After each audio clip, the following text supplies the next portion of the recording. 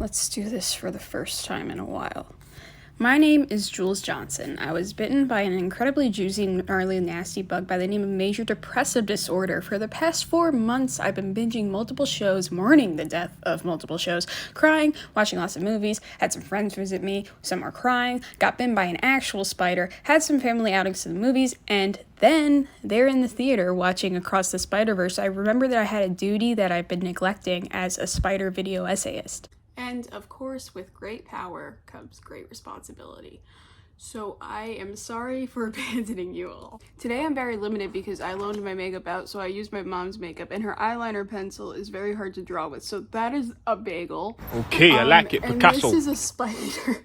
I think based on the title, you know what we're talking about today, and based on what I've drawn on my face. Because when I was watching Across the Spider-Verse and I saw what happened to the character of the Spot and how he, like, his villain origin story, spoiler alert, the origin story was a bagel to the head. He took a bagel! Alright, time to swing, just like I taught. But like everyone else, like, I've seen a lot of edits and fan art. I couldn't help but associate the bagel scene to another Multiverse movie, which is actually one of my all-time favorites, Everything Everywhere All at Once. Sucked into a bagel. Both of these movies portray the multiverse in all of its infinite glory. Dark, light, philosophical, and comical. And both of these movies have major plot points associated with bagels. So I thought, what could the notion of a bagel have to do with the concept of the multiverse in these movies? Or maybe even just the multiverse itself, if you believe in string theory.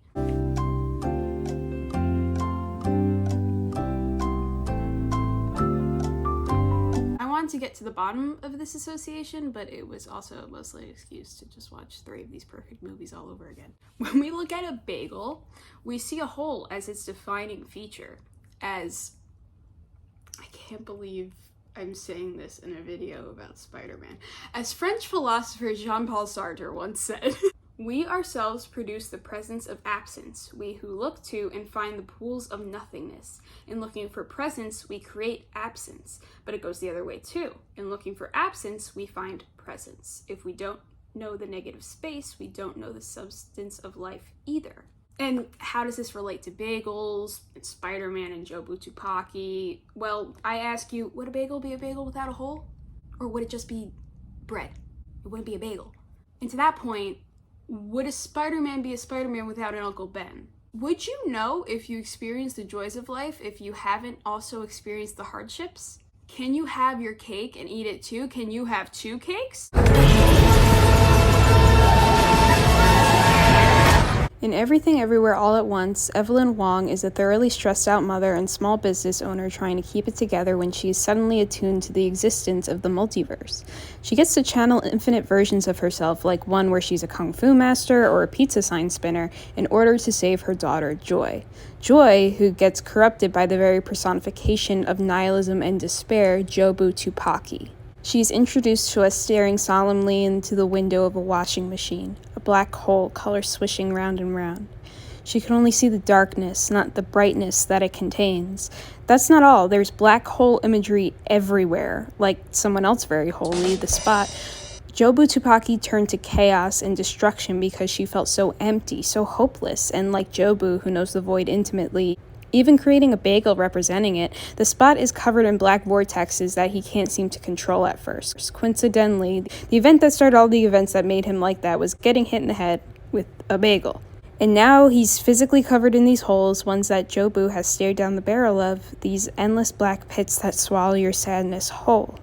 Both of these characters feel so incredibly empty, wronged, and unfulfilled that they start to take it out on anything, anyone else, because if this happened to them, 2 promising young pupils turned to experiments gone wrong, then nothing truly matters, right? If nothing matters, then all the pain and guilt you feel for making nothing of your life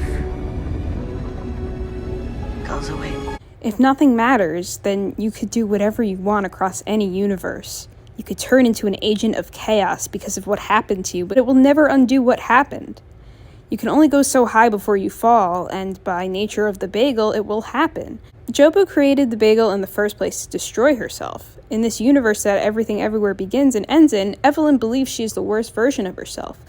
Evelyn demonstrates that the only way to destroy nihilism is to combat it with absurdism. If nothing matters, then you must be capable of anything.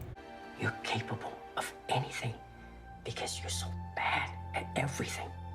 Your insecurities don't matter. Your inadequacies don't matter. Your failures don't matter. You are just you. There are many similarities between Spider-Verse and Everything Everywhere that go even beyond the bagel.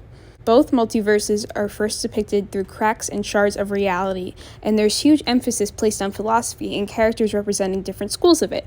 For example, Joy and the Spot, as mentioned earlier, represent nihilism. Miles and Wayman can represent optimism, Peter B. Parker can represent stoicism, Miguel can represent utilitarianism, and Evelyn follows my favorite, absurdism.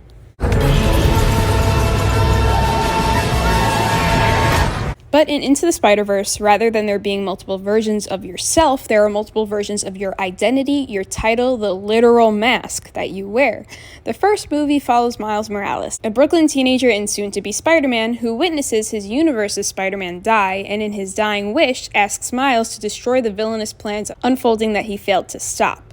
The multiverse opens wide afterward, dropping a whole different Peter Parker into his world, who, along with interdimensional Spider-People and John Mulaney, teach Miles to be the Spider-Man of his world. Peter B. Parker is going through shit of his own too, reluctant at first to take on a mentor role, but there is emphasis in this movie about choice, choosing who you are, who you want to be, choosing to be a good person.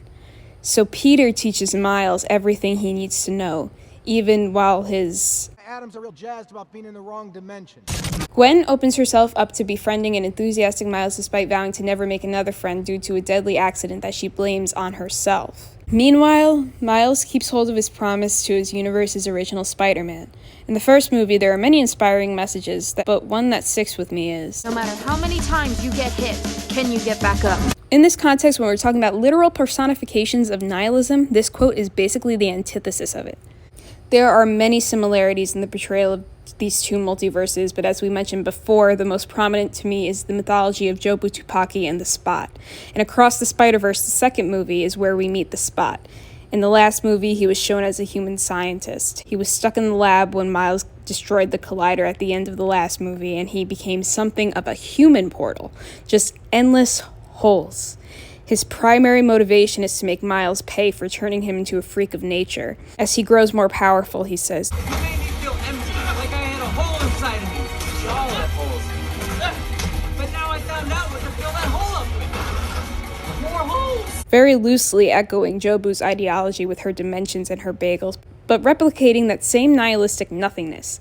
But of course, on the Spider-Man side of things, Miles is thrown into the multiverse again. This time, he doesn't receive as warm of a welcome. I am hesitant to say a lot more about the plot as the film is still in theaters, but to surmise there is a Spider-Man named Miguel O'Hara who took charge of the canon and its fated events to happen to each universe's Spider-Man. When Miles learns something traumatic is going to happen to him, he's met with literal armies of resistance when he wants to stop it from happening. Maybe it's my brain that overanalyzes everything and makes everything too deep, but this conflict presents an interesting question. Do you have to willingly force yourself through suffering in exchange for an extraordinary life? Which, by the way, is an ideology a lot of depressed people adapt. I adapted it, and some fractures of it still linger within me. If I suffered through so much, aren't I owed by God or the universe or anyone an incredible, noteworthy life? It must have happened for a reason, to propel me into excellence. But that idea is almost the inverse of the bagel. How many times can you widen the hole of your bagel until it isn't a bagel anymore? It's just a very long baguette. Of course, without an origin story, there would be no Spider-Man. But who says that that story has to remain tragic? Do you have to be completely hollowed out to make a mark on the world? While the bagel shows us that you must have a balanced life and you cannot experience happiness without also experiencing sadness, because if you never experienced happiness, you wouldn't really know what sadness feels like. You would just see sadness as the default. And if you never experienced sadness, you would never really know what happiness is like, because you would think of happiness as the default. Therapy. But Miles and Evelyn and all their friends show that it's up to us to take charge of our narrative and our own story. You have to decide what kind of person that you want to be. Do what you feel is necessary for you, and the sorrow will be there. Like, it'll be staring right at your face, like tempting you. But so will the joys. Fate and prophecy may show up too, but put it to the wayside. This is probably the most ridiculous thing I've ever wrote, but hear me out. No matter how big the hole, no matter how soft the bread, how many decorative toppings on it, the bagel is yours, the bagel is you. Thank you guys for watching this. I have longer ones coming up. I just rewatched all of Wes Anderson's movies.